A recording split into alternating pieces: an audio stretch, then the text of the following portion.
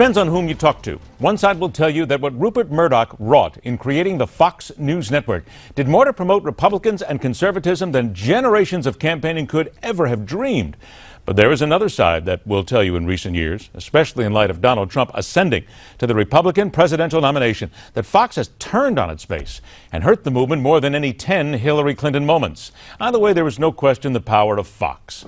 And now there is no question this broadcast juggernaut is at something of a crossroads, as their most powerful executive remains on the job with allegations of sexual misconduct hanging over his head.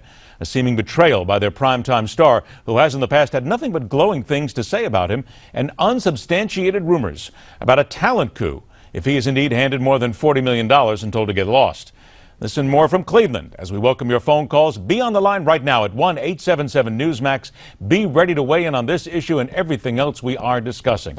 Now, welcome back the veteran presidential strategist, Newsmax TV political analyst, author of the new book, Armageddon, How Trump Can Beat Hillary. Dick Morris joins us on the show. Dick, is it not fair to say that what Fox is going through right now is going to be interesting to watch simply because of their power when it comes to the Republican message itself? Oh, yeah, it's going to be crucial. You didn't mention in your intro that I was a Fox News commentator for 18 years, so I know the beast pretty well. Everything you said in the intro is right. Ailes and Murdoch built a formidable political conservative movement that nobody else could have done. It's unbelievable what he did, and he organized the conservative movement in a way nobody else could.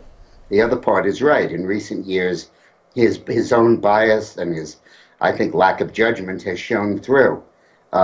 You could not get more biased in favor of Trump than Fox News was. I remember when Ted Cruz won Wisconsin, Hannity on his show said, "Ted Cruz has won Wisconsin, and for the rest of the show, we'll talk about Trump's path to the nomination." And that kind of bias, I think, became very telling. Where Fox goes from here, who knows? It might hurt the Republican Party. It might be in disarray. There might be signals from the Murdochs to cool the partisanship and to be more like CNN. That might help Clinton get elected. Ed, wouldn't it be the height of irony if the Clintons got into the White House because somebody else was accused of sexual harassment?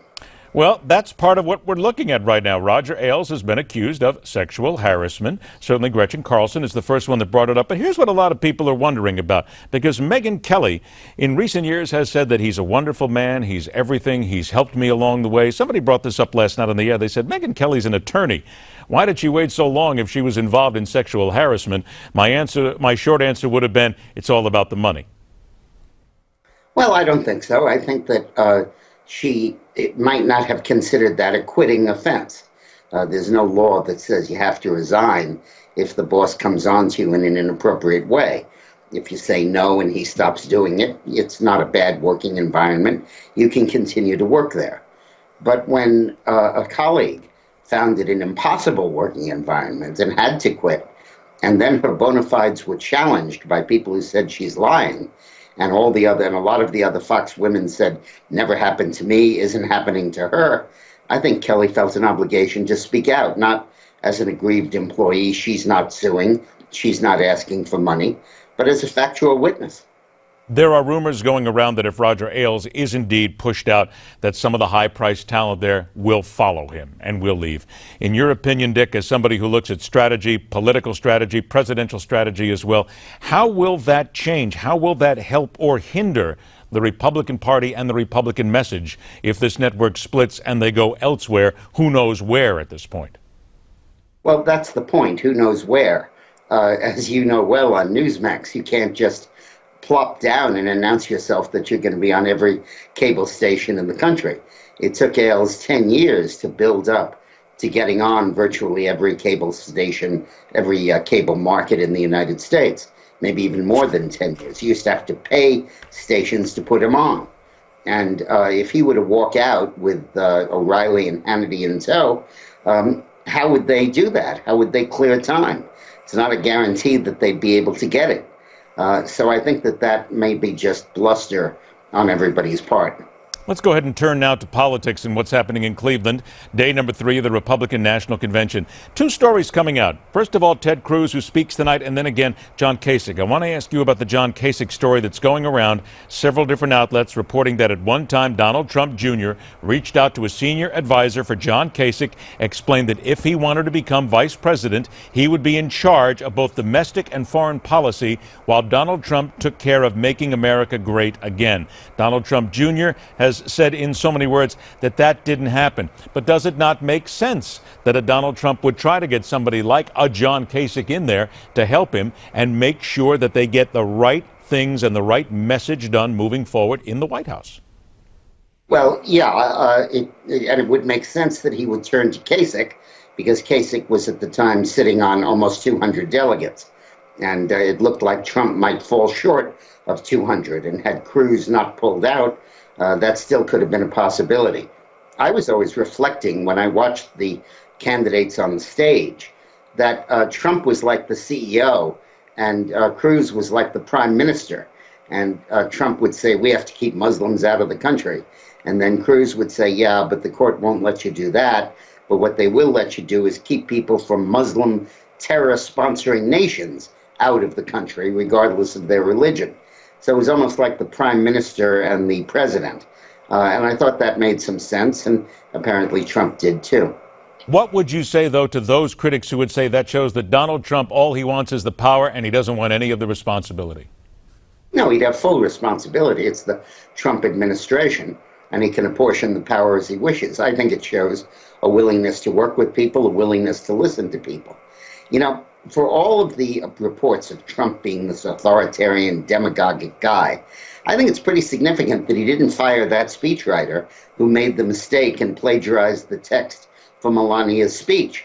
The speechwriter really embarrassed her, caused to derail some of the first day of the convention. I don't think it was much impact, but still. And this is a guy who on TV is always saying, you're fired. And when it came to it, he didn't. He was compassionate about her. She has a family. He said everybody's entitled to make a mistake. And there was a warm compassion about Trump on display, which frankly, as his friend, I've seen many, many times. And the public has tended not to see.